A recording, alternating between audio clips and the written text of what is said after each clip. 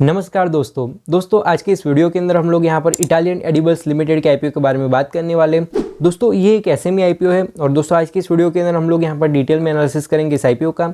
मैं आप लोगों को यहाँ पर कंपनी के फाइनेंशियल फंडामेंटल भी समझाऊंगा। साथ ही साथ दोस्तों इस वीडियो के एंड के अंदर मैं मेरा पर्सनल ओपिनियन भी दूंगा कि आपको ये आईपीओ अप्लाई करना चाहिए या तो फिर आपको इसे अवॉइड करना चाहिए। और अगर दोस्तों आप लोग इस आईपीओ को अप्लाई करते हो तो क्या सिर्फ और सिर्फ लिस्टिंग इन पाने के लिए इसे अप्लाई करना चाहिए या तो फिर लॉन्ग टर्म के इन्वेस्टमेंट के लिए इसे अप्लाई करना चाहिए। साथ ही साथ अगर आप लोग लिस्टिंग इन के लिए अप्लाई करते हो तो आज की तारीख के अंदर क्या है जीएमपी बन रहा है, प्लस आपको यहाँ पर कितने लिस्टिंग इन देखने को मिल सकते हैं। तो सारी की सारी चीज़ें मैं समझाने की इस वीडियो के अंदर आपको कोशिश करूँगा। तो चलिए दोस्तों बिना वक्त शुरू करते हैं आज की इस वीडियो को। और इसी तरीके के वीडियोज़ को पाने के लिए चैनल को सब्सक्राइब करके ऑल के नोटिफिकेशन बेल को ऑन करना ना भूलें।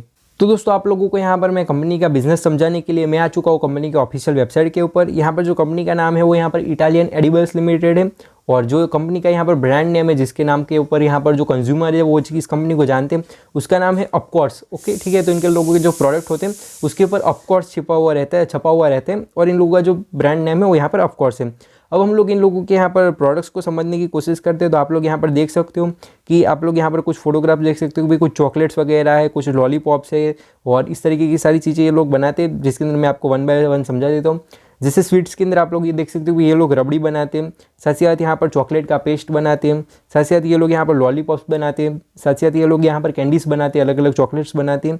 और इस तरीके की जो कैंडीज़ होती है, जो चॉकलेट होती है, जो कि जनरली बच्चे वगैरह खाते हैं, तो ये सारी चीज़ें कंपनी यहाँ पर बनाती है। अब आप लोग इनकी वेबसाइट पर दूसरी तीसरी भी चीज़ें रीडिंग कर सकते हैं।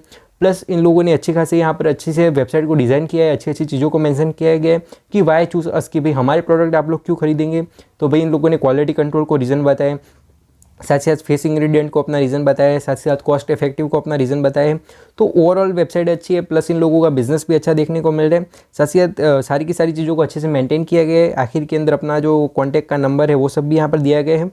तो ये सारी चीज़ें अच्छी यहाँ पर हो जाती है। अब हम लोग हमारे मेन पेज के ऊपर आ जाते हैं और मैं आप लोगों को यहाँ पर कंपनी के रिलेटेड आईपीओ से रिलेटेड इंपॉर्टेंट डेट्स और डिटेल समझा देता हूँ। तो जो आईपीओ है वो यहाँ पर 2 फरवरी के दिन ऑलरेडी ओपन हो चुका है, वही 7 फरवरी के दिन ये आईपीओ यहाँ पर क्लोज हो जाएगा। अगर मैं बात करूँ प्राइस बैंड की तो 68 रुपीज़ पर शेयर का प्राइस बैंड रहेगा। वहीं अगर मैं बात करूँ लॉट साइज की तो 2000 शेयर्स का यहाँ पर एक लॉट रहेगा। वहीं अगर मैं बात करूँ टोटल इशू की तो 26 करोड़ 66 लाख का टोटल इशू है। तो आईपीओ नो डाउट छोटा सा है, प्लस अच्छी बात ये है कि जितना का जितना इशू वो सारा का सारा यहाँ पर फ्रेश इशू है, तो काफ़ी ज़्यादा अच्छी चीज़ यहाँ पर हो जाती है। अब दोस्तों अगर मैं बात करूँ कैटेगरी वाइज लॉट साइज की और इन्वेस्टमेंट अमाउंट की तो डिटेल कैटेगरी के अंदर आप लोग सिर्फ और सिर्फ एक लॉट के लिए ही अप्लाई कर सकते हो, जहाँ पर जो आपकी इन्वेस्टमेंट है वो यहाँ पर 1,36,000 रुपीज़ की हो जाएगी। वहीं एचएनआई कैटेगरी के अंदर आपको मिनिमम 2 लॉट के लिए अप्लाई करना पड़ेगा, जहाँ पर जो आपकी इन्वेस्टमेंट है वो यहाँ पर 2,72,000 रुपीज़ की हो जाएगी। अब दोस्तों हम लोग यहाँ पर प्रोमोटर होल्डिंग के ट्रेंड को भी समझ लेते हैं। तो इस आईपीओ से पहले कंपनी के प्रोमोटर के पास में 100% स्टेक था, जो कि इस आईपीओ के बाद में घटकर यहाँ पर 73.47% हो जाएगा। लेकिन आईपीओ के बावजूद भी कंपनी के प्रमोटर के पास में मेजॉरिटी ऑफ स्टेक रहेगा, तो एक अच्छी चीज़ हमें देखने को मिल रही है। वहीं दोस्तों अब हम लोग बात कर लेते हैं सबसे ज़्यादा इंपॉर्टेंट चीज़ की, जो कि कंपनी के फाइनेंशियल्स हमें पिछले 3 सालों का डेटा दिया गया है। अगर मैं बात करूँ एसेट्स की तो 2021 के अंदर कंपनी के पास में कुछ 39 करोड़ के एसेट्स थे, जो कि बढ़ते बढ़ते आज की तारीख के अंदर 48 करोड़ के हो गए। तो अच्छी बात ये है कि भाई एसेट की ग्रोथ अच्छी है, प्लस कंपनी के पास में आज की तारीख के अंदर काफ़ी ज़्यादा अच्छे एसेट्स हैं, क्योंकि भाई ये लोग टोटल 26 करोड़ का इशू लेकर आए हैं। प्लस अच्छी बात ये है कि सारा का सारा फ्रेश इशू है, सारा का सारा पैसा कंपनी के धंधे के अंदर लगने वाला है और प्लस कंपनी के पास में 48 करोड़ के एसेट्स हैं। तो एक एसएमई कंपनी होने के बावजूद, एक छोटी सी माइक्रो कैप कंपनी होने के बावजूद भी सारे के सारे फिगर्स काफ़ी ज़्यादा अच्छे, प्लस इन लोगों का जो रेवेन्यू है वो भी ईयर ऑन ईयर काफ़ी अच्छी तरीके से ग्रो हो रहा है।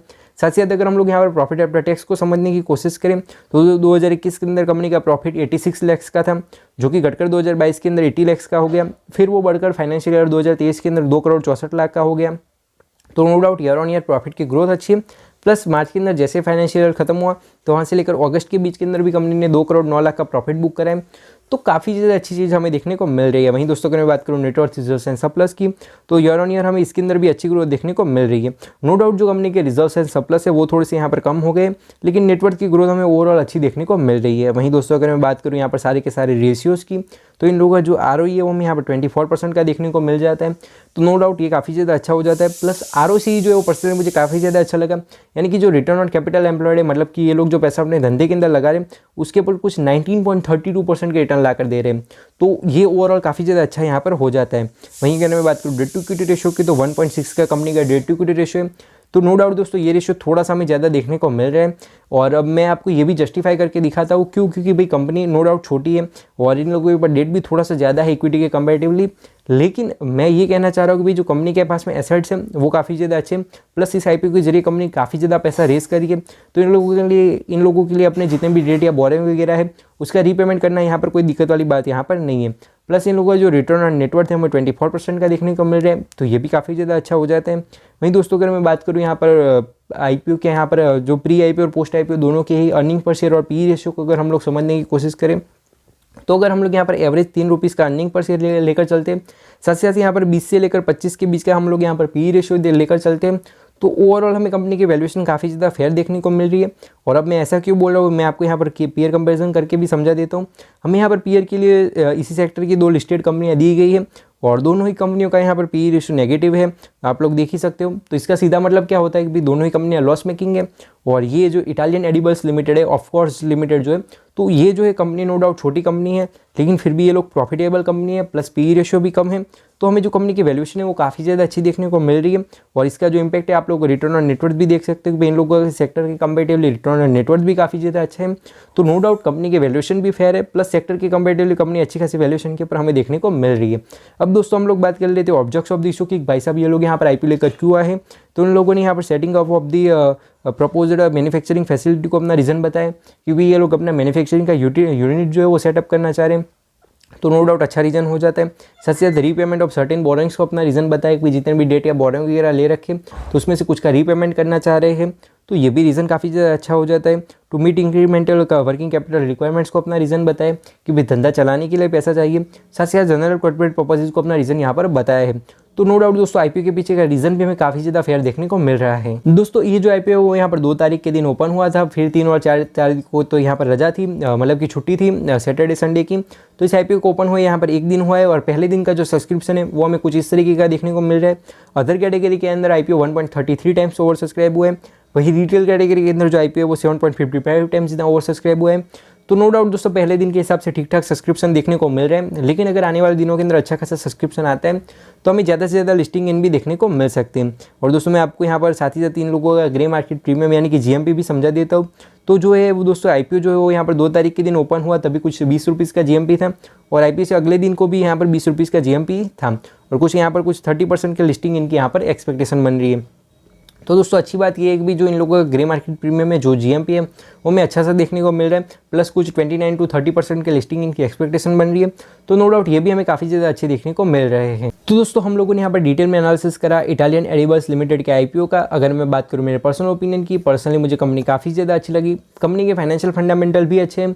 तो अगर हम लोग बात करें यहाँ पर लिस्टिंग इन की, तो लिस्टिंग इन के लिए आपको यहाँ पर हो सके तब तक आखिरी दिन पर ही आईपीओ को सब्सक्राइब करना है, प्लस आपको ये भी देखना है कि भाई हर किसी कैटेगरी के अंदर कितना सब्सक्रिप्शन आता है। अगर ओवरऑल अच्छा खासा सब्सक्रिप्शन आता है, अगर हर किसी कैटेगरी के अंदर मिनिमम 15 टाइम्स जितना सब्सक्रिप्शन आता है, तो नो डाउट दोस्तों आप लोग इस आईपीओ को लिस्टिंग इन के लिए अप्लाई करने के बारे में भी सोच सकते हो। वहीं दोस्तों अगर मैं बात करूँ लॉन्ग टर्म इन्वेस्टमेंट की, तो नो डाउट दोस्तों आप लोग इस आईपीओ को लेकर एक लॉन्ग टर्म का भी विजन रख सकते हो, क्योंकि भाई बिजनेस अच्छा है। जो बच्चे के जो खाते वो चॉकलेट वगैरह बनाते हैं, ये लोग यहाँ पर जो कैंडीज़ बनाते हैं, ये लोग यहाँ पर रबड़ी वगैरह बनाते हैं, तो ये सारी चीज़ें जो है वो इंडिया के अंदर बिकती है, ये सारा मार्केट चलता है। और प्लस इन लोगों के फाइनेंशियल फंडामेंटल भी अच्छे हैं, ऑन पेपर भी बिजनेस काफ़ी ज़्यादा अच्छा है। तो नो डाउट दोस्तों आप लोग एक लॉन्ग टर्म का विजन यहाँ पर रख सकते हो। साथ ही साथ दोस्तों अगर आपको कोई भी आईपीओ से रिलेटेड या किसी भी शेयर से रिलेटेड आपको कोई भी डाउट है, अगर आप लोग मेरे ओर से कोई भी मदद चाहते हो, कुछ भी जानना चाहते हो, या आपका कोई भी अगर सवाल है, तो आप लोग मुझे इंस्टाग्राम के ऊपर फॉलो करके वहाँ पर मुझसे सवाल पूछ सकते हो। आपको मेरे इंस्टाग्राम का जो लिंक है वो चैनल के अबाउट सेक्शन के अंदर मिल जाएगा। तो आप लोग मेरे ऑफिशियल इंस्टाग्राम पेज के ऊपर जाकर मुझे फॉलो कर देना और मुझे मैसेज कर देना। आपका जो कुछ भी सवाल होगा मैं उसका जवाब देने की पूरी कोशिश यहाँ पर करूँगा। तो मैं बोलता हूँ आप कैसे वीडियोज़ के साथ, तब तक के लिए बाय बाय, जय हिंद, वंदे मातरम।